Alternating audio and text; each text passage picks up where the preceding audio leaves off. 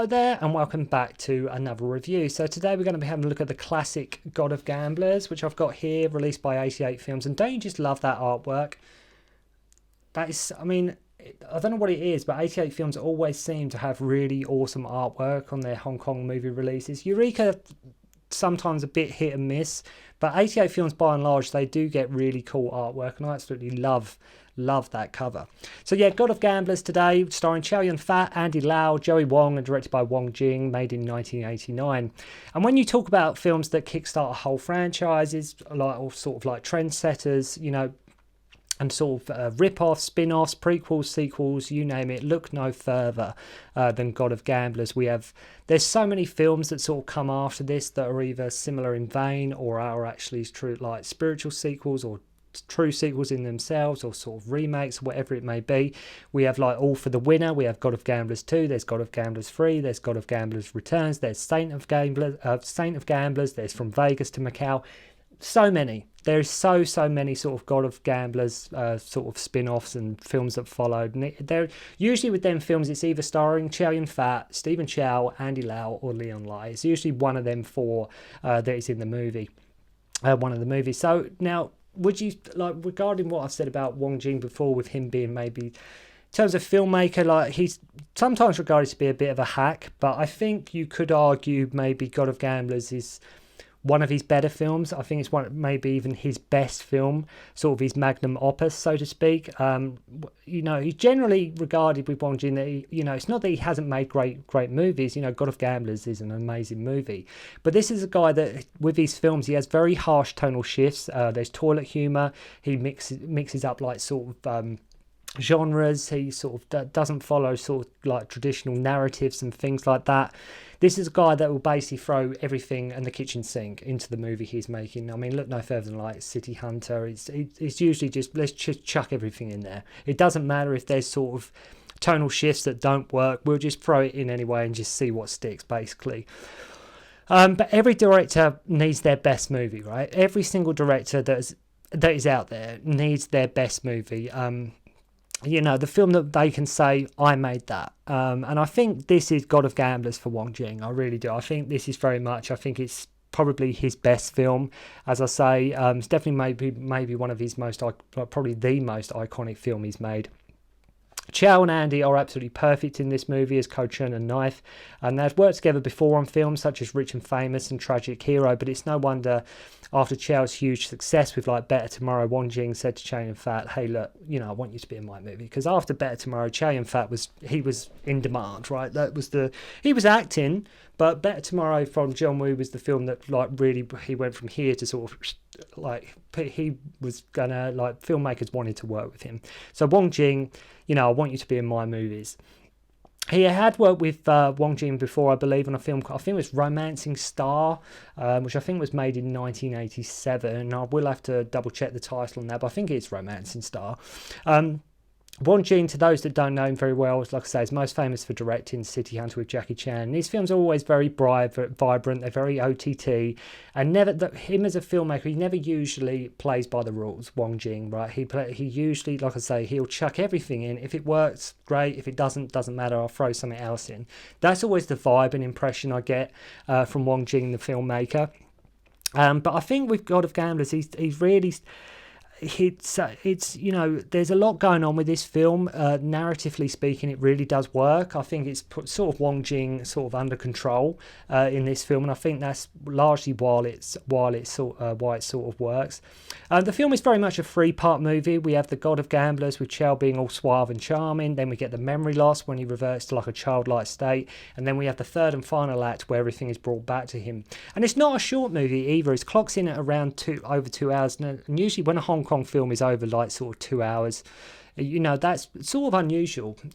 With a Hong Kong movie, you're looking around 90 to 100 minutes by and large, but I'd say this clocks in over 2 hours. And this isn't a heroic bloodshed movie. Yes, of course, there is gunplay in it, but it's very much the gambling genre, which in many ways, Wong Jing, to his credit, sort of more so than any other Hong Kong filmmaker, is credited with sort of inventing, or at the very least spearheading, sort of this whole gambling sort of genre that was going on. John Woo was heroic bloodshed. Wong Jing sort of had sort of gamblers. I mean, even in City Hunter, Leon Light, there's a gambler in that with cars when he's sort of playing with Mac, Richard Norton's character. So let's have a look at one of probably Wong Jing's best film. He's not to say that, I've got more reviews of Wong Jing's films coming, but God of Gamblers I think is definitely up there in terms of sort of classic Wong Jing movies that you must check out, and it's a great film that everyone must see. So we meet Ko Chun, played by Cheung Fat, and first he is in America, then arrives in Japan and has to play mahjong and dice. And we have a very small but brief role from Michiko Nishwaki here with a sort of yakuza tattoo. And we learn that Ko Chun is the god of gamblers, and the Japanese boss tells us about Chan Kam-shing, the king of gamblers from Singapore, who gambled with his father and drove him to suicide. Ko Chun agrees to gamble against him to get payback and only wants chocolate as his payment. This guy loves chocolate, right? That's a running theme with this character. He just absolutely adores his chocolate, and just wants chocolate as payment. And believe me, as the film goes on, he does love his chocolate. He meets Mr. Leung, played by Charles Heung, who is like Vietnamese special forces, or was, and has been appointed as Ko Chun's bodyguard. So then we meet Andy Lau as Knife and his girlfriend Jo Wong. You probably remember her. I keep mentioning City Hunter, but it's probably, in terms, because it's a Jackie Chan film, it's probably Wong Jing's probably most widely seen film, because it's a Jackie Chan. But Jo Wong was sort of Kerry in City Hunter. Knife is like Andy Lau's character. He's like a small-time hustler and gambler, and just looking for his big break. He's always up to no good, but he's always looking for sort of the next big windfall he can get in terms of money. Ko Chun goes to a gambling joint, and it's really amazing how well Chow, in fact, can play that smooth card shark kind of character, and it's just suited to him so well. It really. And the fact, with this film, he has to play sort of two roles, and he has to play not two characters, but he has to play sort of two different personalities here. And when like I say, the suaveness and the elegance that he puts across, he really does hold it really well. Suited to him really well. So after this guy loses, he's like, stop his card, kill him and get the check back.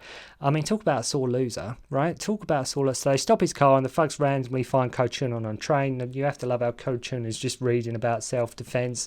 He's reading it in this book as sort of at the back of the sort of train as Leung is beating the crap out of him, sort of his appointed bodyguard. So I love it when, after throwing one out of a window, Ko Chun says to Leung, "But you are both from Vietnam," and he's like, "Yeah, but he's from the north." It's like, we don't mess with that, So he's like, sort of, why would you do that? You're both from Vietnam. He's like, yeah, he's from the north though. So for some reason, Knife has set this trap for his like Indian neighbour, which, let's be honest, is probably one of the most dangerous, hazardous traps ever invented. It's not just a little prank. Like, with what happens, it's like it could kill the guy, right? This trap that he sets. Basically, the plan is for him to fall down this hill, and it's a massive hill, right? It's a massive, massive hill. Anyway, it's actually Ko Chun who falls into the trap, and of course he hits his head and loses his memory. But make no mistake, this isn't just like some childhood prank. This thing Knife has set up is dangerous. And the fact when Ko Chun lands, he's bleeding like crazy, he's unconscious, might be a sign that Knife may have gone too far with the prank that he was pulling. Maybe it might be a bit overkill. Like, this could potentially really injure somebody, which it does. So yeah, he's gone overboard with this prank. So Ko Chun sort of comes to, doesn't know like who he is or sort of what happened, but wants some chocolate. He never forgets his love of chocolate, and so much does he want chocolate, but that's actually what they end up calling him. Like, he wants chocolate so much they end up just calling him chocolate. So they plan to sort of take advantage of him at first after trying to get money out of him at like sort of this card game. Knife learns that Chocolate has a talent for cards. Of course, Wong Jing takes full advantage of trying to make the most of this memory loss with comedic moments like when Jo Wong gets Chocolate to pretend to be her boyfriend, and when he meets her parents. He sort of says to them like, "I will see you in the cemetery," forgets what he has to say and pretends he's a cleaner, which is played all for comedy.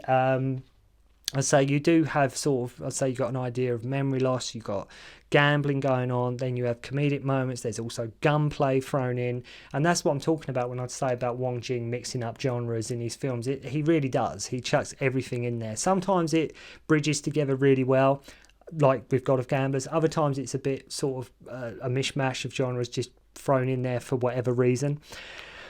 So he pretends he's a cleaner. The thing is, in this movie, the memory loss actually serves the plot. There's an actual conscious effort here for the memory loss as a plot device to serve the story. I mean, whereas if you remember my Once Upon a Time in China and America review, that film's good, but like Wong Fei-hung in that, Jet Li, when he loses his memory, he just loses it and then he gains it back. Like, there's no story at all when he sort of has his memory lost. He's just forgot stuff. That is all that happens in Once Upon a Time in China and America. Like, there's no payoff at the end of that. So after losing his memory and demanding his favourite chocolate, Knife just abandons him in the street, and you really do feel for like sort of Ko Chun here, and it's amazing how Chow can handle both of these roles, sort of both of them personalities with ease, and very convincingly too. Knife eventually has a change of heart and goes back to find him. Worth noting, you see a poster here for the Michael Dudikoff vehicle Platoon Leader. I don't know if any of you remember or have seen that film. Michael Dudikoff always always associated with the American Ninja films. That's what I think that's probably what he's most widely known for. So they take him to see Dennis Chan's doctor, who was Yan, if you remember him in Kickboxer, Van Damme, and find out he can have an operation which might help his memory. Knife, now committed to helping him, says he will sell anything, and they go to like stay in this like brothel. We also have a cameo here from Wong, Jing as well. So Knife's had a bit of a change of heart. He was sort of trying to take advantage of him at first. Now he's sort of come around. He wants to help him. He feels guilty that when he tried to abandon him, he went back to find him. So he's trying to sort of make things right at this point. So we have Wong Jing here as a cameo. Knife also owes money and at this point, and I love the scene on the bamboo where Andy is pursued by gangsters and he's being all cocky, and you can tell a lot of the stunts here is actually Andy Lau. Usually, I mean, he's doubled. If you look at a film like Moon Warriors, where he's doubled quite substantially in that film, he does as much as he can. But in this bamboo scene here, you can tell it's actually Andy doing the vast majority of the stunts here. Like it's a lot of the jumps and everything. So Ko Chun finds a card for Leung, his bodyguard, and tries to call him. Andy gets taken by the guy who he owes money to, which I think is around 210,000, I think, if I recall, around that mark. So Joey Wong gets the idea of, let's pretend Ko Chun is the god of gamblers, because the god of gamblers character is renowned. Like, people know of the god of gamblers. He's got a reputation. Like, even though she has no idea, he is the real god of gamblers. So they smarten him up, and Brother Xing, played by Man Tat, thinks it's hysterical and wants him to deal an ace to king in sequence, which he does. He does do that, of course. He does that perfectly fine. And what is strange is, I think it's mentioned or hinted at, that it's only been 11 days at this point from Ko Chun's girlfriend, Janet, who has been looking for him. But with all the scenes and montages, you think it's been way longer. Like, Ko Chun and Knife have been friends for like years have gone by, but apparently it's only been like 11 days. Seems like it's been years. So Ko Yi, Ko Chun's cousin and sister, attempts to rape her, saying, I am better than Ko Chun, right? It's always the evil like sibling or cousin or whatever it may be. So she then proceeds to get thrown out of the window, and he begins to make love to her even though she is dead. She was recording the conversation, and he burns the tape. So Ko Yi allies himself with Ko Chun's rival, and mentioned he has been, he knows he's been with this guy Knife. Not sure how he knows that when nobody else could sort of find him, but he sort of, for whatever reason, he knows where Ko Chun has been. Ko Yi knows where he has been. So I'm not sure how he knows that at all. Suddenly, Leung, the bodyguard, comes back in the picture. He comes back too. Have to love as they are trying to make their escape, and Knife can barely handle the recoil on this gun that Leung gave him. Amazing showdown in the car park. This is where sort of the heroic bloodshed, sort of the John Woo vibe comes in here with the great gunplay with Chow. I mean, Chow goes full-blown Mark Gore at this point. He goes full-blown Better Tomorrow. And in the trailers, when you see Chow, in fact, with the two handguns, you think it's going to be, by and large, like a shoot-'em-up. You think it's going to be, by and large, like a heroic bloodshed, Better Tomorrow 2 kind of vibe. But it's only a brief scene. But again, I think, like I say, with Wong Jing, I think he's just throwing it in there. Let's just have a gun battle. Let's just have a John Woo type S sequence. So he's got the double handguns. He briefly learns to kick ass, basically. He gets shot, but it's a great little action scene. And you have to love the backflip, just so he can shoot a guy in the head. Pretty sure it wasn't Chow, in fact, doing the backflip, but he sort of flips over just so he can get a lower angle to shoot this guy in the head, which is quite cool. So when running out, he hits his head on the pavement and on the windscreen of this car after getting run over. Ko Yi visits him in hospital, and now we enter the third act. In that now he remembers who he is. So he knew he was. Didn't know who he was, now he knows who he is. So he sort of remembers who he is now, but can't remember anything after hitting his head the first time. And you can't take nothing away from Chow's performance here. Don't ever underestimate Chow Yun-fat as an actor. And so him and Andy Lau together play off each other really well. Andy Lau's Knife is like sort of the hustler kind of character, and Chow is sort of, well, was the suave sort of character, then sort of becomes sort of like into a childlike state. But they do interact together really well. Absolutely fantastic stuff. So Ko Yi, of course, lies about Janet. Knife sneaks into Ko Chun, sneaks in to see Ko Chun, but he has no Ko Chun has no idea who he is, which Knife is upset, as he is the one who's sort of been looking after him and sort of been caring for him all this time, and without him he would have, God knows what would have happened. But at the same time, it was him that did set the traps that made him sort of fall down this massive hill and smash his head. So he Knife, Andy Lau tries to warn him about Ko Yi. Chow, now back as Ko Chun, returns to his villa, yes, and siding with Chan for the upcoming. Yi is sort of siding with sort of Chan for the upcoming poker match. He notices after watching his games that Chun always touches his jade ring when bluffing, and shows him these sort of LCD glasses that he can use to sort of can see through the cards. Like if the cards' backs are facing him, he can actually see what the cards are. And of course, these guys all have that suddenly they've all got these loud, villainous, over-the-top laugh going on as well. Like they suddenly become like a typical kung fu villain here. So then we get to the final card game on the yacht, to which Knife is suddenly there as a waiter. Knife is just suddenly randomly there. The game begins, and I can't stress enough how, I know I've said it before in this review, but just how cool and suave Chow Yun-fat is when he's just I could watch Chow Yun-fat as Ko Chun playing cards for ages. There's something about it. It's so effortlessly cool. He just holds it really well as Ko Chun, as the god of gamblers, and it's very much a part he was born to play. So Chan, the king of gamblers, sees his king card with the special glasses. Mind you, he puts the glasses on, which is one thing, to see the glasses, but to see the cards, but he sees it from this table is not short. There's quite a distance between them, right? But he manages to see this card from sort of the other end of the table. I don't know how he can see it that far. I say it's quite a big table. So after quite a tense match, it's quite clever, as it turns out Ko Chun has contact lenses in. He added so he can see sort of the cards. He added the mark on the card himself and deliberately touched his ring in these last 500 card games to think that was sort of his tell sign. So he sort of done that on purpose so the guy would think that's when he's bluffing and things like that. We also learned that the tape Ko Yi burnt wasn't completely burnt, so Ko Chun knows the truth about Ko Yi. Chan shoots Yi inadvertently, and the boat has moved waters, so Chan will get done for murder.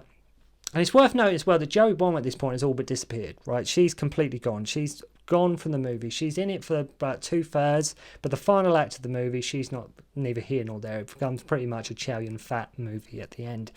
So Knife returns home as Ko Chun still doesn't recognise him, and even more. There's even one more twist yet to go. There's even another twist, is that Ko Chun did remember him, but he had to keep sort of the pretense up so Ko Yi sort of wouldn't guess. So basically, you just had Ko Yi sort of trying to do the dirty on Ko Chun.